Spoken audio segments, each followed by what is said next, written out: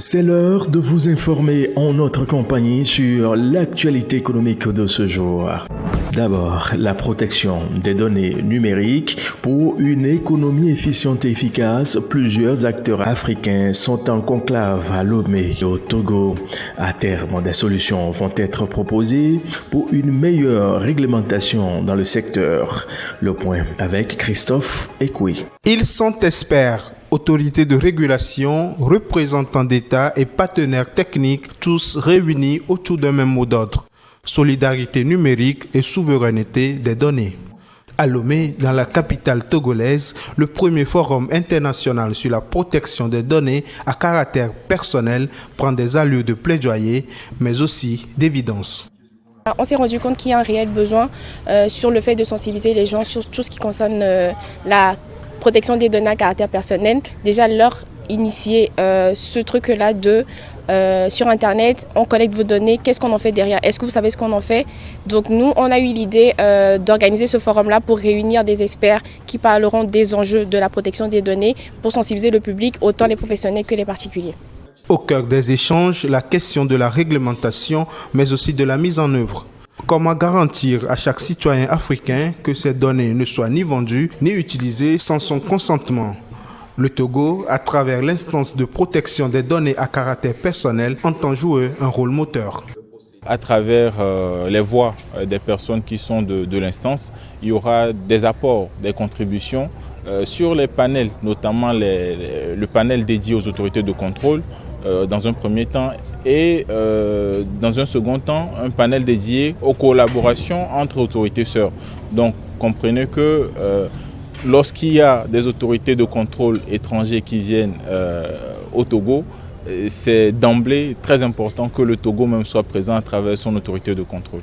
Pendant 2 jours, les participants venus des 4 coins du continent veulent dépasser les constats pour aboutir à des solutions communes.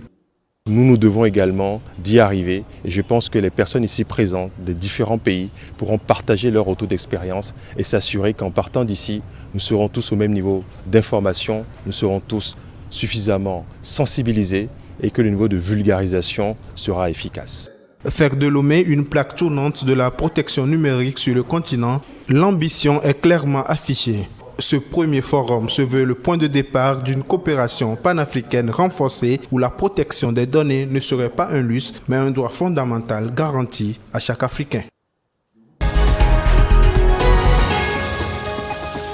Aussi dans l'actualité économique de ce jour, cette sortie du Premier ministre éthiopien Abiy Ahmed qui estime que l'Afrique doit être le grenier du monde. Ceci au vu de ses innombrables ressources. Suivez. Malgré les progrès accomplis, le continent africain est confronté à des défis de plus en plus importants. Pourtant, l'Afrique peut subvenir à ses propres besoins alimentaires et contribuer à nourrir le monde. L'agriculture, la transformation rurale et les infrastructures et la nutrition. Malgré les progrès, le continent africain est confronté à des défis croissants. Rural transformation, infrastructure and nutrition. À présent, les échos de cet accord historique signé entre Donald Trump, le président américain, et von der Leyen, la présidente de la Commission européenne. Un accord qui, selon les deux signataires, apportera beaucoup plus de la stabilité. We have a deal. We have a trade deal. Nous avons un accord commercial entre les 2 plus grandes économies du monde et c'est un accord important, c'est un grand accord. Cela apportera de la stabilité, cela apportera de la prévisibilité. Ce sont des tarifs de 15% sur tout, tout compris les investissements que Monsieur le Président vient de décrire. The investments Mr. President just described. Très important. Ils vont acheter pour 750 milliards de dollars d'énergie. Donc, ça va être formidable. Et 600 milliards de dollars d'investissement aux États-Unis en plus de ce qu'ils ont déjà.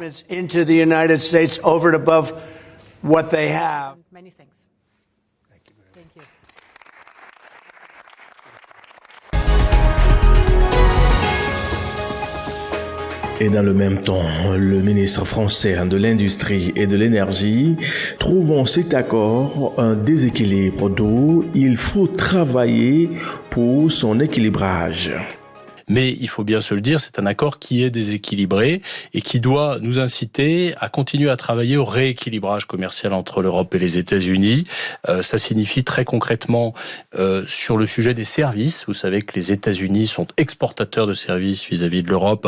Eh bien, je pense que nous devons aller plus loin sur le rééquilibrage et faire en sorte que les grandes entreprises américaines contribuent plus lorsqu'elles exportent des services et notamment des services numériques en Europe.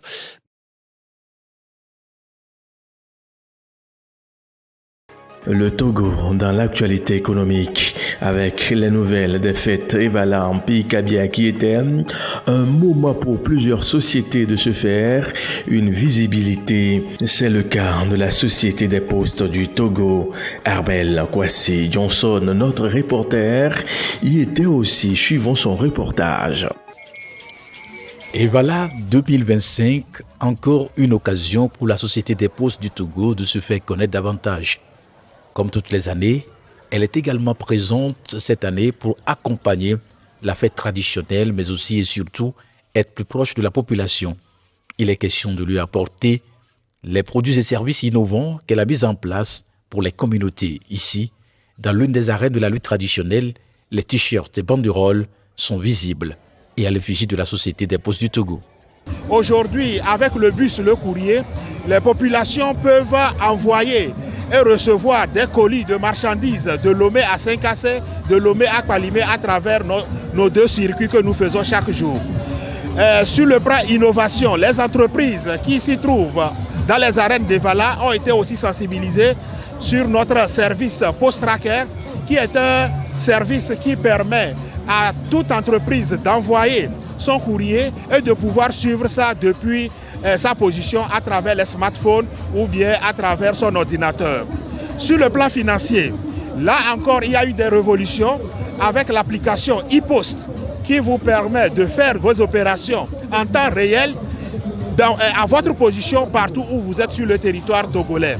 Donc une application, et l'application e-Post, donc c'est cette application qui vous permet d'envoyer et de recevoir de l'argent de votre compte vers les porte-monnaies électroniques, des porte-monnaies électroniques vers votre compte et de pouvoir aussi payer vos factures SOET, TDE, Cash Power, Tigo, de la TDE. Donc avec cette application, vous pouvez aussi faire des réservations de tickets de bus. Vous pouvez aussi payer votre redevance de boîte postale depuis chez vous à travers cette application. C'est donc clair, ces produits innovants rapprochent davantage la Société des Postes du Togo de la population. Leur mise en place répondent efficacement à la vision du gouvernement dans les échanges postaux.